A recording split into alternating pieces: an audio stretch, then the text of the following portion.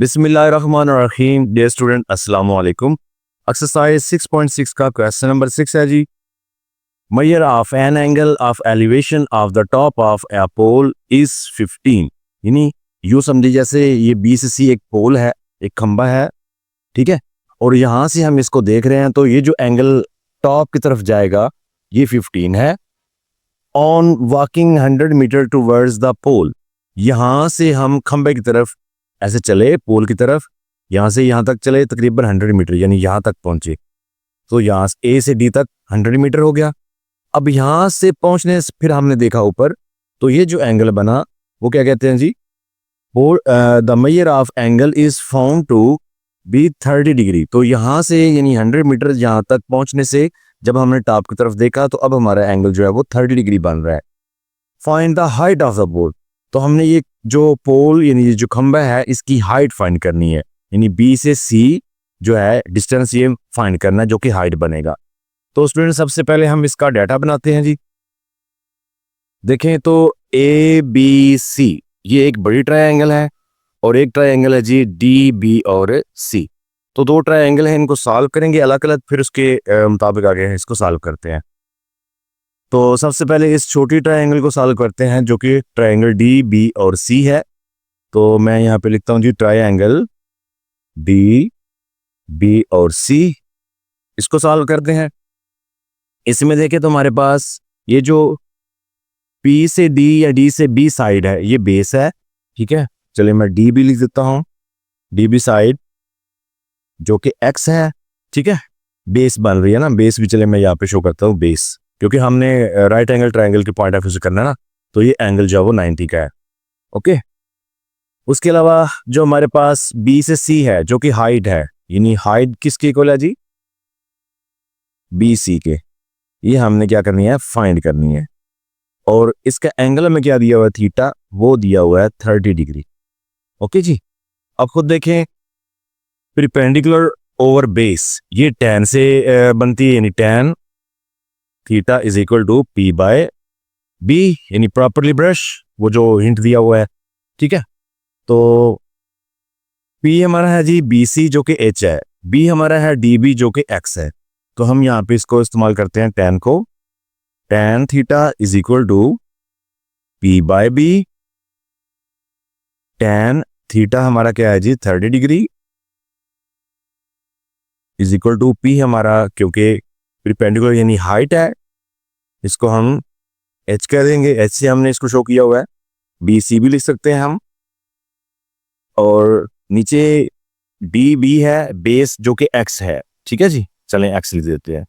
अब tan 30 की जो वैल्यू है, चाहे तो आप कैलकुलेटर से कर लें चाहे टेबल से कर लें। तो टेबल पर इसकी वैल्यू 1/√13 आ रही है, चले मैं वो लिख देता हूं। और ये हाइट और ये X। अब यहाँ पे हम क्रॉस मल्टीप्लाई अगर करें, ठीक है, यानी इसको इसके साथ और ऐसे X 1 से मल्टीप्लाई करेगा तो क्या आएगा जी,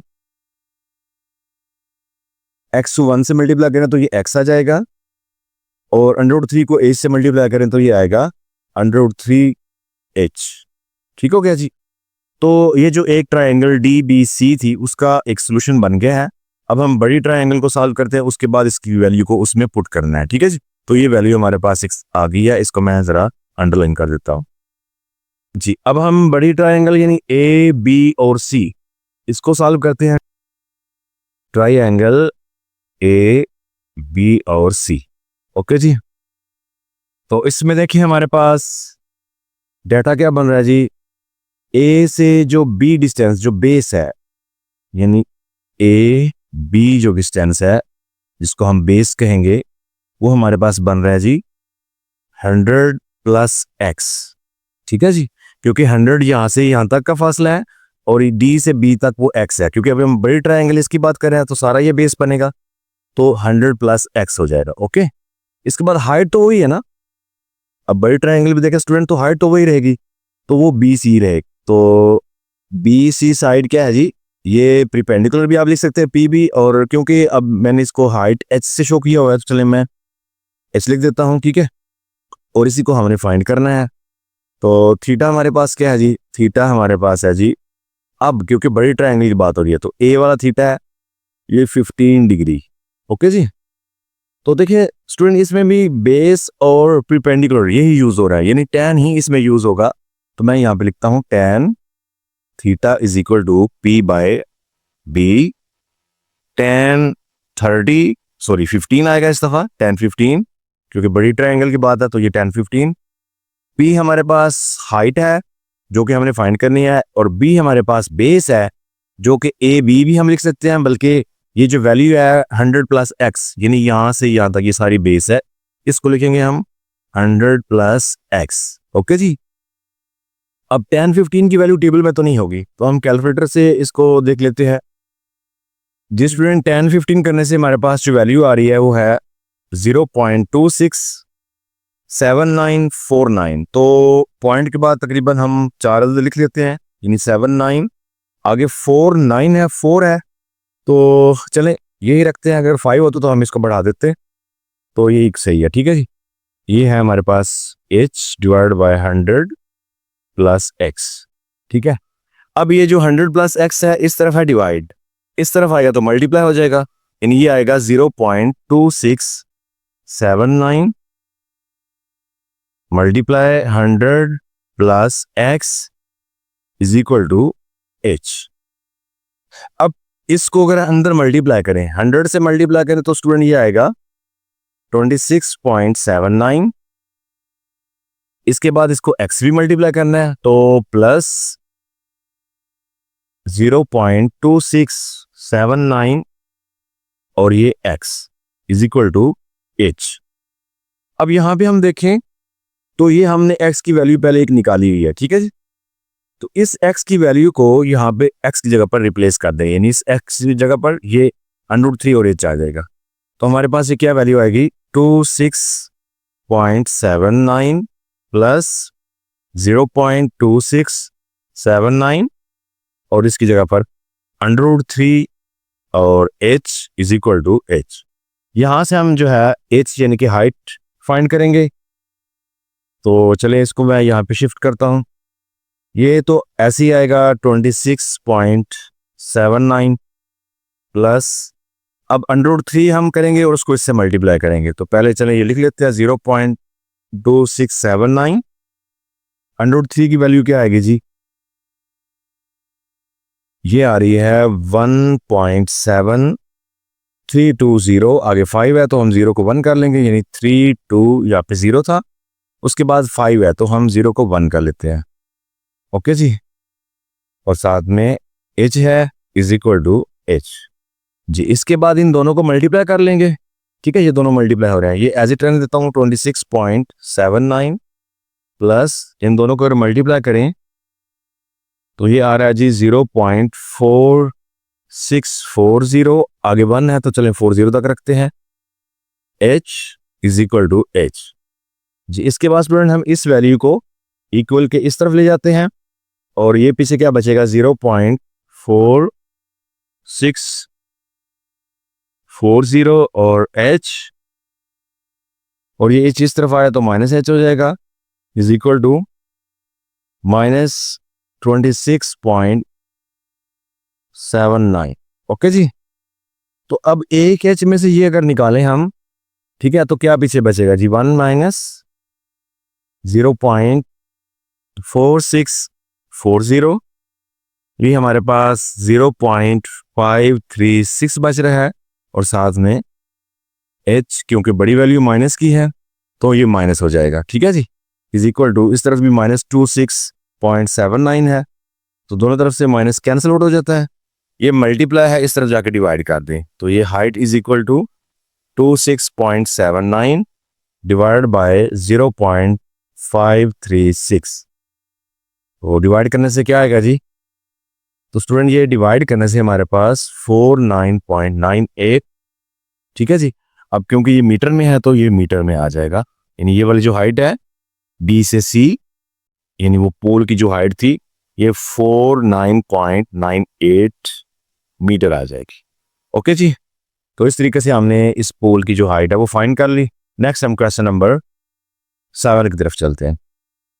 क्वेश्चन नंबर 7 है student, find the measure of an angle of elevation of the sun if tower 300 metre high, यानी एक टावर है, जैसे बी से सी समझे, एक टावर, एक खंबा है जो कि 300 मीटर ऊंचा है। यहाँ पर सूरज है और इसकी किरणें ऐसे पड़ रही हैं, तो ये एंगल जो बनेगा नीचे, एंगल ऑफ एलिवेशन, ये हमने फाइंड करना है। Cast a shadow 450 metre long, तो यहाँ से यहाँ तक इसका ये साया बन रहा है, क्योंकि यहाँ पे सूरज होगा ना, अगर यानी यहाँ पे अगर सन है, ठीक है, इस तरह, तो अब ये इसकी किरणें पड़ेंगी तो ये साया बनेगा। तो यहाँ पे जो, जहाँ पे इसका साया एंड कर रहा है, यहाँ पे जो एंगल है इसको फाइंड करना है। तो स्टूडेंट हमारे पास ये परपेंडिकुलर दिया हुआ है जी, जिसको हम पी कह सकते हैं, और हम मेजर बी सी साइड कह सकते हैं, जो कि हमारे पास है 300 मीटर। इसी तरह जो बेस है वो हमें दी हुई है, जिसको हम मेजर ए बी कहेंगे, और ये 450 मीटर बनती है। थीटा स्टूडेंट हमने फाइंड करना है। अब देखिए स्टूडेंट, हमारे पास कौन सी ट्रिग्नोमेट्रिक रेशियो है जो परपेंडिकुलर बाय बेस होती है, वो है tan, यानी tan theta is equal to, यानी देन प्रॉपरली ब्रश। तो ये देखिए हमारे पास tan थीटा आ गया जी, tan theta is equal to p by b। तो tan परपेंडिकुलर हमारे पास कितना है जी, 300 मीटर, बेस हमारे पास 450 मीटर, ठीक है। अब इसको डिवाइड करेंगे तो tan theta as it 300 divide by 450, ये हमारे पास आ रहा है 0.666 सो ऑन, तो हम इसको 7 कर लेते हैं क्योंकि आगे 6 आ रहा है मीटर, ठीक है।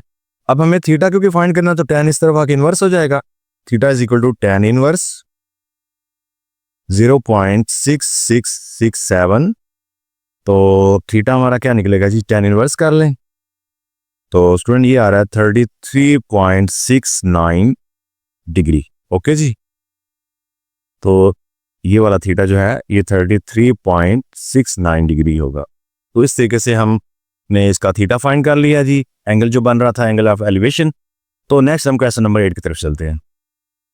क्वेश्चन नंबर 8 है student, major of an angle of elevation of the top of a cliff is 25, यानी ये एक पहाड़ी है ऐसे, ठीक है, उसके टॉप से जो एंगल ऑफ एलिवेशन ये बन रहा है ये 25 है, ठीक है, एक पॉइंट पर।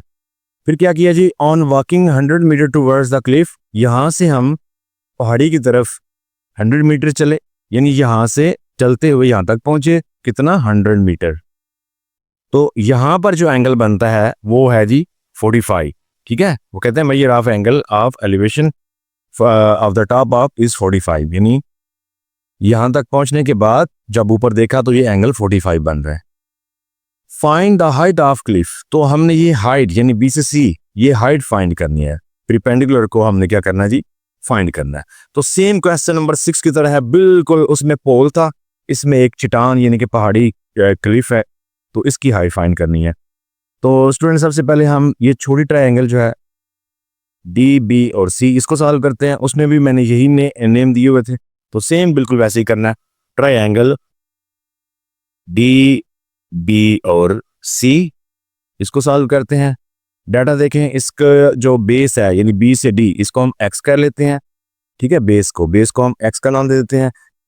तो हमारे पास परपेंडिकुलर पी जो कि हमने फाइंड करना है। तो सबसे पहले हम मिलते हैं जी मेजर डी बी जो कि बेस है, इसको एक्स से शो किया है हमने। इसके बाद मेजर बी सी जो कि परपेंडिकुलर है, इसको हमने एच यानी कि हाइट, चले एच भी लिख देते हैं, हाइट फाइंड करनी है, ठीक है जी। तो हमारे पास थीटा क्या है पहले ट्रायंगल का, वो है जी 45 डिग्री, ये देखें, तो ये डी पर जो बन रहा है 45 डिग्री है। तो जैसा कि स्टूडेंट हम जानते हैं कि जो tan ट्रिग्नोमेट्रिक रेशियो है यानी tan theta is equal to ये p बाय b होता है, उसमें भी tan इस्तेमाल हुआ था क्वेश्चन नंबर 6 में। तो p यानी परपेंडिकुलर और बेस, तो इससे रिलेटेड क्वेश्चन हमारा जी चल रहा है।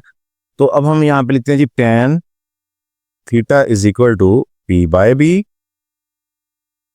tan थीटा हमारा क्या है जी 45 डिग्री, p क्या है ये हमारा, ये देखिए h जो कि हमने फाइंड करना है, और b हमारा x है। तो tan 45 अगर हम टेबल में देखें तो उसकी वैल्यू 1 होती है, कैलकुलेटर से भी आप कर सकते हैं। तो h बाई एक्स आ गया, x को 1 से मल्टीप्लाई करें तो ये आ गया x is equal to h। ठीक हो गया जी। तो पहले ट्रायंगल का इतनी सोल्यूशन होता है, उसके बाद हम दूसरी ट्रायंगल को यूज करते हैं।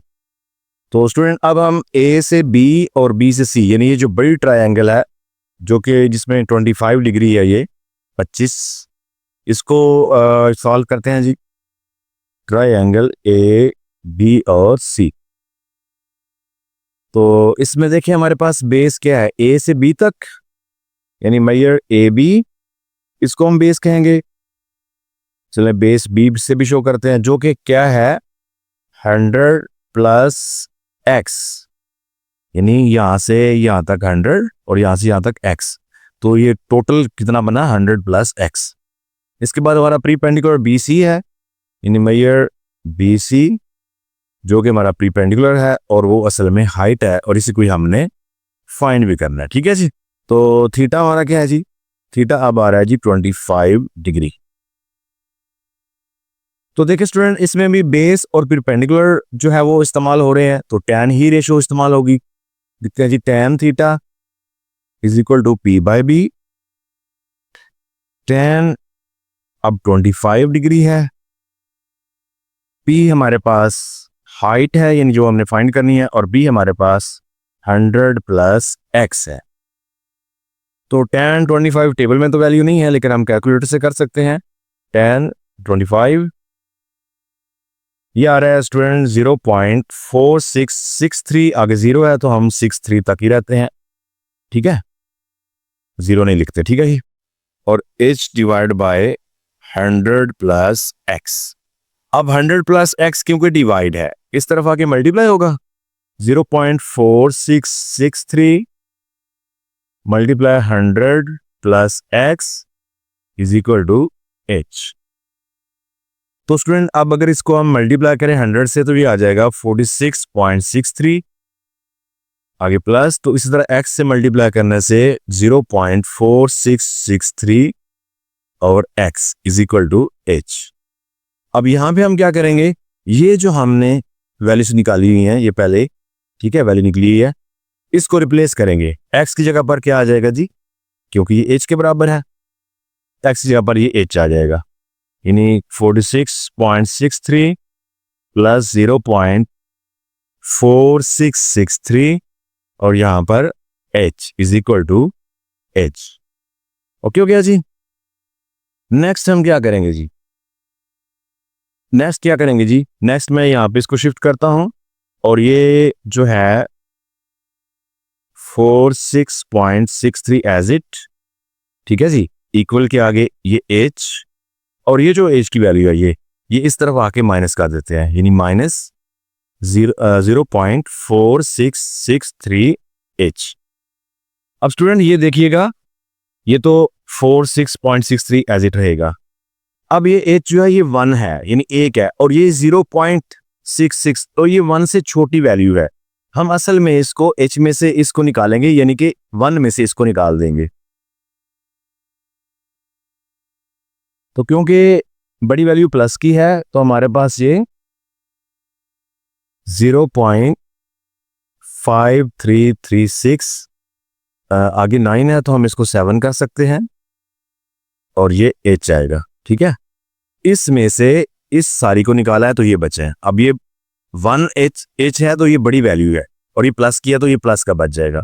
इसको इधर आके डिवाइड कर दें, 46.63 divide by 0.5337 is equal to h। तो डिवाइड करने से स्टूडेंट ये आ रहा है जी 87.37।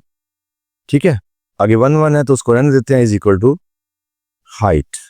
तो क्योंकि ये मीटर में है तो ये भी मीटर हो जाएगा, यानी B से C तक ये जो हाइट है क्लिफ की, पहाड़ी की जो हाइट बनी वो कितनी निकली है जी 87.37 मीटर। ओके हो गया जी।